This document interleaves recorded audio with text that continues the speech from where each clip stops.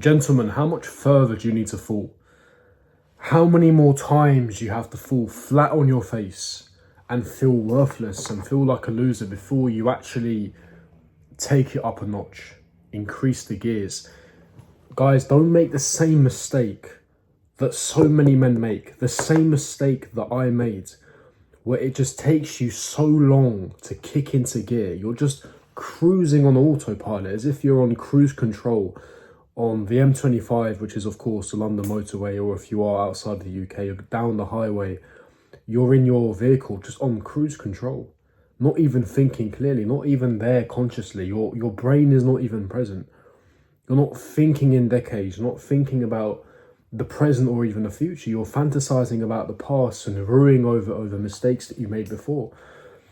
My father, when I was younger, made a very simple statement, but very extremely profound. And he used to tell me all the time, he used to say that you will suffer immeasurably when you grow up. You will suffer immensely. I never understood what he meant by that. Unfortunately, my father is not with us from a mental perspective. He is a vegetable. But despite the statement being so simple, there is so much deep meaning behind that, because what he was saying was he was trying to prepare me for life. When you're a kid, when you're a teenager, when you're in your early 20s, if you're still living with parents, life is quite simplistic because you don't have much responsibility, you don't bear much. You can behave like an idiot. You can behave like someone that's foolish and stupid and petulant, and grown-ups and adults will forgive you, regardless of gender, because they'll say, he's only 21, he's only 22, he's only 23. However, as time ticks along, questions are going to start to be asked. People are going to start to ponder. What have you achieved? Where are your accolades? Where have you got to in life? These questions are going to start to arise. But my question to you is this: how many more times do you have to fall? You know, we always speak about the tenacity and the resilience and the persistence to fall flat on your face and keep getting back up again. But how many more times you have to keep getting back up before you have to really comprehend the idea that your life is not going the way that it's supposed to? Being angry with your situation is perfectly normal, but do not misconstrue this with gratitude, because I've spoken about gratitude on this channel numerous occasions. Gratitude is a very important tool. What I mean by that is this: be extremely grateful and happy and satisfied. Not satisfied. Let me refrain and take that back. Be grateful for what you have today. Be grateful for your health if your health is good. Be grateful if your parents are still alive. Be grateful for the materialistic items that you have. Be grateful that you're breathing. Be grateful for these things, but you can be grateful and not satisfied. You can be grateful and still yearn for more. You can be grateful, but at the same time, know that you're not fulfilling your potential. Know that you've been ill-disciplined and you've been way too lazy. You know deep down in your heart, you don't need me to tell you, you know deep down in your heart if you're taking it to the next level. And for most of you guys, unfortunately, that's not the case. How many more times do you have to fall? And I get this comment a lot, and I've had this in my DMs a few times from various subscribers and viewers, so big up to you guys as well for that. They'll say things like, I've fallen flat on my face so many times, I don't have the energy to get back up. I'm on the verge of quitting.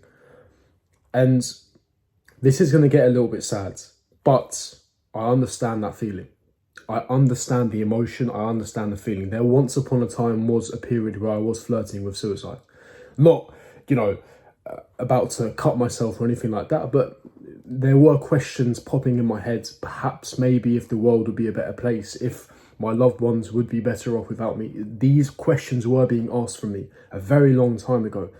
I've been there, when you fall flat on your face and you feel like there's nowhere to go. You feel like you try to envision the future and it's just pitch black. You try to envision success and it's not detailed enough. It's not specific enough. You feel as though it's in a different stratosphere. You feel as though it's in a different realm, that it's beyond your reach. So I understand the emotion, I understand the feeling. But when I was in those moments, the reason why I never proceeded, the reason why I sort of kicked into gear, so to speak, is because I asked this question to myself, and I'm going to ask it to you. What is the alternative? Genuine question. What is the alternative?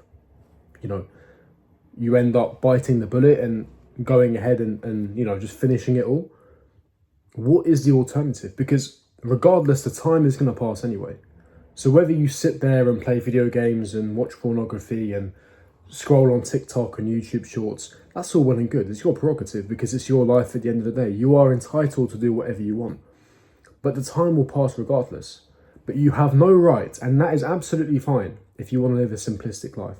But you have no right in 5 to 10 to 15 years' time to sit there and whine and complain and condemn other people that are fulfilling their potential, living their dream life and sitting there whining about it. You have no right to do so.